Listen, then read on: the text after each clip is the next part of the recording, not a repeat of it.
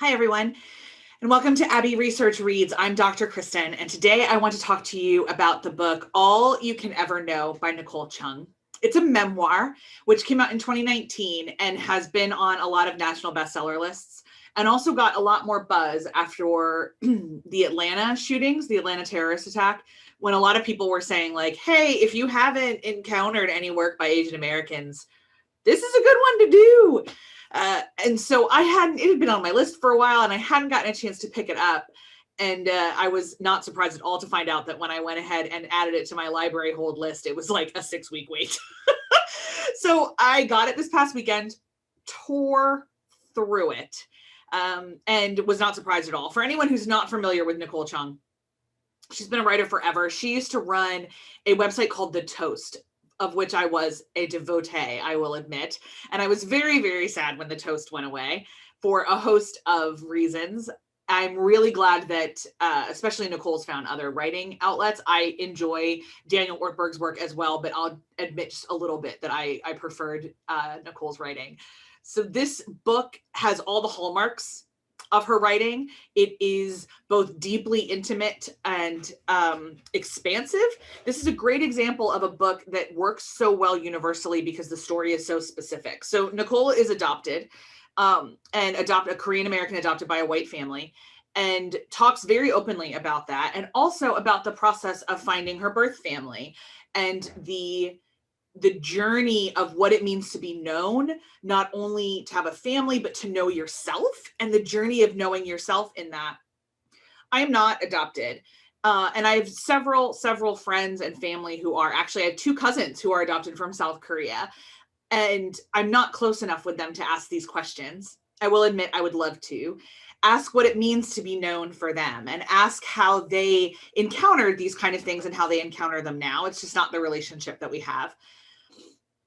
But if their experiences are anything like Nicole's, then if I do ever get a chance to be in relationship with them, there are things that I will certainly apologize for, assumptions that I made as a white person growing up, assumptions that I made as a family member, things I didn't understand about adoption and the emotions around adoption that I'm really, really glad Nicole brought up, especially adoption at a young age and a closed adoption.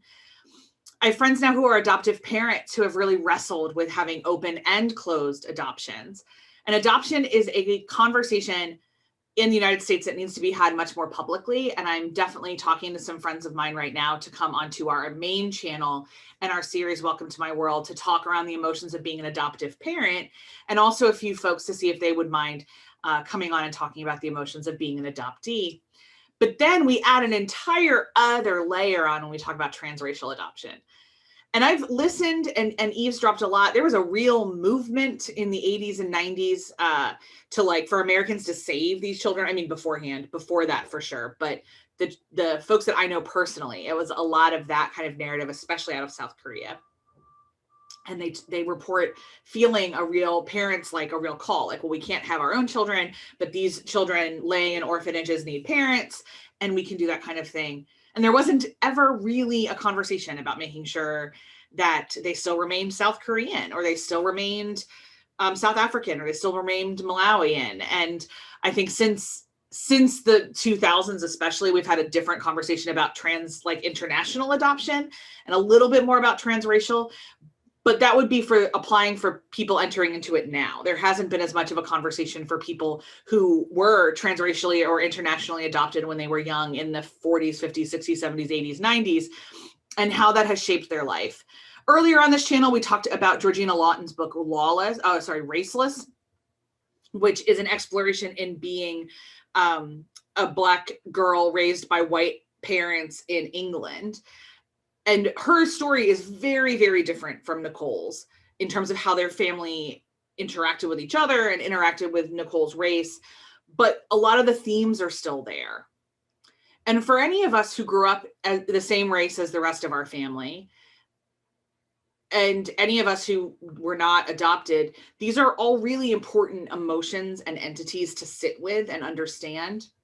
In terms of an empathy builder, it's perfect. There's lots and lots of peeks into Nicole's psyche, ways that she is just really, really vulnerable with her pain, helping me understand how she felt in certain moments. As a piece of like literature and a memoir, also A+. Could not put it down. Could not put it down. Was one of those books that I definitely stayed up too late reading and regretted my energy the next day, but did not regret a single second of the time that I spent with Nicole Chung's words. So from my perspective, if you're into memoirs at all, this is one you've got to pick up. If you're thinking about expanding your empathy into the areas of understanding different races, but also understanding different family structures. If you've never thought about adoption before, this is a really great book to start with. Again, it's called All You Can Ever Know. It's by Nicole Chung, came out in 2019, and you'll find links in the show notes. If you've read this book, I'd love to hear what your thoughts were. This is not one that Dr. Aaron has read yet, so I'm kind of chomping at the bit to talk about it with somebody. Hit me up in the show notes of wherever you've encountered this, and I can't wait to chat. In the meantime, I will see you next time on Abbey Research Reads. Bye.